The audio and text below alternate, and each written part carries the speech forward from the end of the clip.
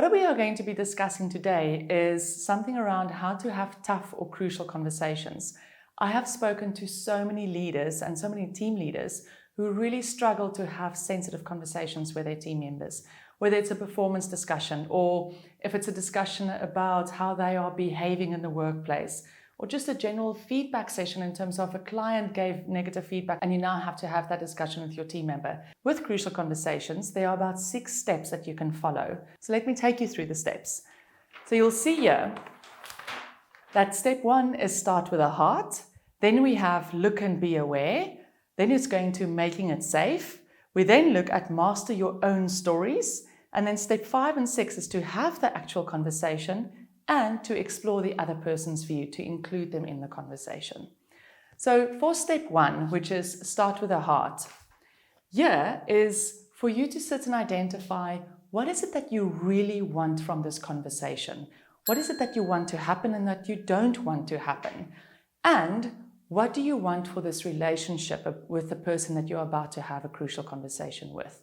So there's a lot of thinking that goes in behind this.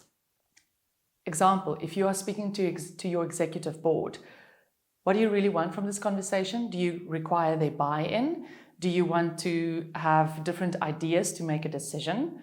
Or if it's with your team, do you want to force an idea on them and you want to create buy-in? Or is it about discussing a serious matter that affects the whole team? But then, what don't you want to happen? So you don't necessarily want people to go into fights over it, or that you don't want bickering. And what you want for the relationship is, I still want a healthy relationship after this crucial conversation. Especially if it's about feedback or performance, knowing that what you want for the relationship will set up how you handle that conversation. So that's why it says starts from the heart. What is it that you want? The next one is look and be aware. Again, very reflective, very internal. What are the things that trigger you? So what is it that you need to look out for? What can other people say that you know gets your blood pumping? I know that if my legs go numb, I get nervous and I get angry and my hands start getting sweaty, I know that I've been triggered. But in this specific conversation, what are the things that can trigger you? And also the other way, what are some of the things that you know you might say coming from your critical parent or coming from your rebellious child that might trigger the other person that is going to go against the goal of the conversation? So be aware of the triggers, your own triggers as well as the other people's triggers, and write it down, make a note of it so that you can stay clear from it. Then it's about making it safe. So later on, we're going to speak about psychological safety. But in this case, for making it safe is, before I start this conversation, is there something that I need to apologize for? Because already that will lower the anxiety in the conversation. And if it's not an apology that is needed, what else can you say to make sure that the person doesn't feel that it's a threat or an attack and that you can have a calm conversation? How can you put the person at ease? Sometimes it's about not having the discussion in the office, but going for a coffee, and that also creates a neutral space. So it's not my office where I have the tough conversation, but it's a calm, comfortable outside space. And then lastly on this page is master your own stories. I know that I can sometimes build something up in my head, and before I have the conversation, I've made it so big, and actually it was just a really small scenario. So it's important to identify where have you maybe added some meat that was unnecessary. So very often we think something is going to go so bad and it didn't, because we make it bigger in our heads. So master your own stories. Think about it as a self-fulfilling prophecy. The more we tell ourselves something, the more we start to believe it. So what are those things that you are starting to believe that is not necessarily factual? So these are the 5 steps in terms of reflection and preparation to have your conversation. I would really, really urge you to have this and to do this so that you can have really good constructive conversations. Otherwise, we just shoot from the hip, and that's where parent-child comes into play, and we start snapping at each other and we just go further and further into our different ego states. So what I would like to show to you now is just a quick one from, once you know what it is that you want and that you don't want from this conversation, how can you verbalize that almost to make the person feel safe? So the one trick that I have learned from the book Crucial Conversations, and that will also be on your resource page, is to make a contrasting statement when you start having this conversation. And that is to say what I don't want and what I do want. An example of that is, for me, example with a team member is, look, I would love to have a conversation with you right now, and what I don't want to happen is for us to argue about it or blame each other for the fact that things aren't getting done. But what I really do want for us is so that we can find a solution that works for both of us moving forward. Immediately, the person also knows that you're not on the attack and that they don't need to be on the defense.